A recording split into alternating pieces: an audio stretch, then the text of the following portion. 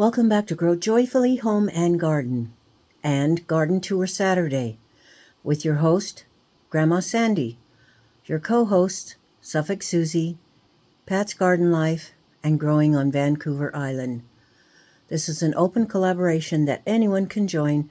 Just use the hashtag Garden Tour Saturday. Well, here we are, one day after it was legally spring. It is so exciting. The last 2 days, believe it or not, have been over 80 degrees here. Now today, it's a little more overcast and the temperature is going to be lower. But I think we'll be able to get a little more done out here, having it be Saturday, without it being up in the 80s. As you can see right there on my door, I have tacked up a frameless screen door on both of my greenhouses. Because it was so hot the last 2 days, we had all the windows open. We had the doors open, but the cats wander in, bugs come in. Yeah, more bugs than usual, believe it or not. And it just makes things difficult. I tacked up 2 of these frameless screen doors, and I'm very happy with them. That way I can just leave the door open, it keeps the cats out, and I can come and go a lot easier. And the temperature will also stay cooler in here. So I just have 5,000 things to do in a day that I could probably accomplish maybe 3 or 4. How are you doing with your garden preparations? Hopefully they're coming along beautifully. I really want to get outside there and start planting some seeds under the black plastic. I'll have to cut some holes, but I'm excited to get some things started, especially those that are needing to be planted out when the weather's a little cooler. A lot of my tomato seedlings are growing really well and getting quite big. And it seems that every year there's at least one variety that does exceptionally well. This year it's the Granny Cantrell. I need to write it down and keep records of each year and note which particular variety is doing really well. So it's the Granny Cantrell this year. Some of my other ones that I planted a little later are obviously smaller and not doing as well. And some of the ones I planted right off the bat in January have not been growing and doing as well. So I don't know what makes the difference each year. I know it's important to be careful of your potting medium. I don't always stick to the same exact kind. I had a kind brother-in-law buy me 3 different kinds, and hopefully I won't be noticing any difference. They're the ones that I'm using right now, and I'm a little bit nervous about it. So I guess we will see. So onward and upward, we have a lot of planting to do. Trying to watch all your videos as much as I can and see your progress, how you're doing on your preparations for the 2026 garden season. So welcome, everyone. Please don't faint, but I ordered a few seeds that I was out of. I was worried about the habanada seeds, so I ordered some more of those, and I am going to go stick them in the fridge and cold stratify them.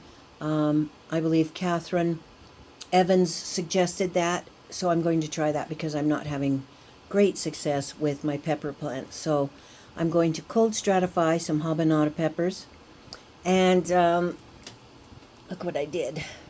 Yes, I got another variety of tomatoes. You know what? You could play this game for the rest of your life and never be able to buy all the different varieties that there are out there. So if that's your personal goal, to try all the varieties that are still in existence of tomatoes, you'll never do it. But what a lovely goal, isn't it? Another package has come since I've filmed the first part of the video, so I don't know if I'm embarrassed or not to have you open it with me, but let's go ahead. This is the first time I have ordered from Ed Hume Seeds. I've bought them in the store wherever I've seen them a few times, not a whole lot. Let's see what we have. Oh boy, did I buy a lot or what?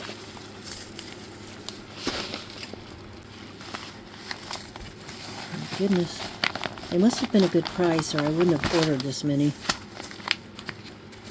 I think that's it.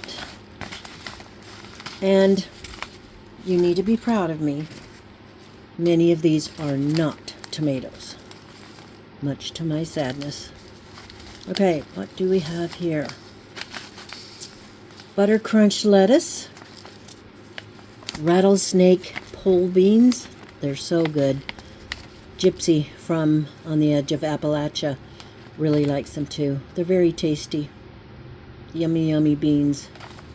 And of course I have to have my light Armenian cucumber, but do not make pickles out of them because they get mushy. So I wouldn't make pickles out of them. Broccoli. Early red chief tomato. Got 2 of those. Peaches and cream corn.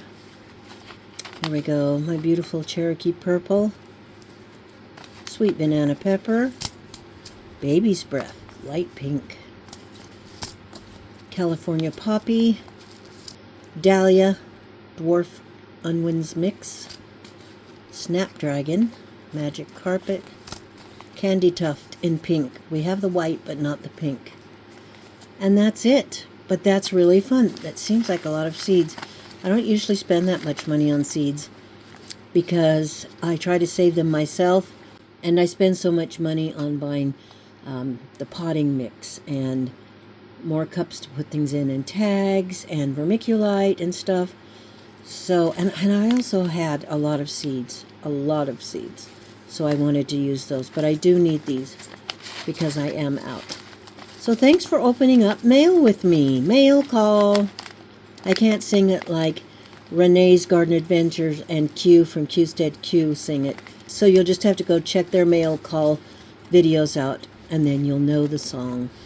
There was a packing list in with the seeds, and somebody personally signed it and said, "Thank you for buying the seeds." I thought that was a nice touch, and here's my free seeds. I finally finished my alphabetizing of my tomato varieties for this year, and I'm glad to have it. It took me a little while. I like to be able to see the types of tomatoes I have at a glance and alphabetically, and I am afraid to tell you how many varieties I have counted. I will show you right here. It's 99. Please don't judge me. Anyway, I'm going to go through today with this list and see who's growing and who's not growing. Coasterly, where are you here? Right here, is not producing for me yet this year. It's not germinating. This is the 3rd time I've planted it, so I'm very anxious about that. I'm just going to go through and make sure that I have at least 2 plants that are living and are healthy from each variety. But first, I'm going to plant this beauty. Well, here we are in the pasture greenhouse. My husband got this for me originally, but I really didn't like it. I don't know. I wasn't sure what I didn't like about it. I think the fact that it was out here in the pasture, it was harder for me to get to. But the noise you're hearing is a super big fan, which this greenhouse really needs. Right out here in the open, and the temperature gets really, really hot in here quickly. So we have this vent open for now. It's supposed to have an automatic opening vent like the little greenhouse, but they sent the instructions in Lithuanian, and my son found a translation online, but it's not cooperating. So right now we're using this handy dandy block of wood. And down here, you can open this window. Good morning, girls. So this will open up nice and big. Hopefully the chickens will stay out there and not in here. So this is what it looks like from east to west. And I'm going to have to bring all my big, beautiful tomatoes out here. We have a cold frame out there that I showed you several weeks ago, and I'm going to try maybe 1 tomato in there as an experiment, because if you forget it in there, if you don't open up the cold frame door during the day, it'll just roast it, and you have to keep it watered diligently. So this is what happened to some of my daughter's plants, unfortunately, because it got too hot in here. and they weren't watered every day, so it's going to take some diligence on the part of many of us to keep this functional and keep it going. Here's the wonderful cold frames my husband made. So we're going to see if we can get some plants to grow in here. I think it's intended more for early spring growing and bringing plants along and perhaps overwintering plants. Here is a look at the pavilion. We're going to have to call it Pasture Pavilion. So that's pretty exciting. My son and my husband are so busy and doing amazing things, really, really helping me. So my son has been doing all this work out here and making the area around the chicken coop so much nicer with tons of bark mulch. And he and my husband built a grain holder. You can see that box over there. So yeah, we're making a lot of progress. I am so grateful that these guys are helping me and making things look so much nicer around here. I'm out here in the main garden and we're trying to build a path up and down this piece of ground that my son covered with weed screen. We've got a couple of ideas. I'm going to lay out these seed packets to kind of give me a visual representation of how we want to do it. There is a picture that I will try to attach of really kind of what I have in mind. I had to get my husband to come in and help me because I could not visualize this. I was setting out seed packets, trying to make it work in my head, and it wasn't working. He's really good at this because he's a builder and he does some of the landscaping. And now I have an idea to work with. That's going to be the path, obviously, down the middle. And we're going to plant seeds on either side of the path. My shade is disappearing, so I'm going to get to work. I want to keep the tallest flowers, obviously, to the back, especially of that part along the fence. So it has something to kind of lean on. I could put something tall here, but it will have to be staked up. And here too. I don't really know how to lay out the plants. This is going to be by the seat of my pants. That rhymed. If I do it this year and I don't like it, then I can move the ones that are going to be perennials. And then obviously for the annuals, they'll just die and I'll put something new there. These all better love sun. I'm not going to put any flower in here that just can't tolerate sun. But as you see, Ruthie's pavilion is throwing some shade on part of this.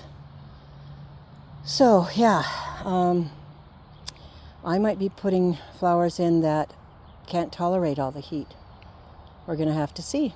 It's going to be a fun experiment, and I'm taking you along with me. Don't know how big to make the holes in the weed fabric. I don't want the weeds coming up, and it's so bad here. So I think I'm going to stick to smaller holes, at least for now. We'll have to see how it goes. But I wanted to plant 4 o'clocks, and they're tall and they need to be in the back. Sometimes the zinnias are big, but these are the dwarf variety. But it's the hollyhocks that I'm worried about having enough room. So I'm going to put them right here.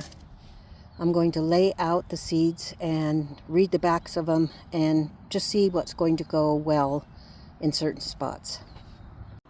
Well, it doesn't look like much right now, but my husband came out and he painted the pathway so I knew where to plant flowers, and my son and daughter came out and helped me plant a bunch of seeds.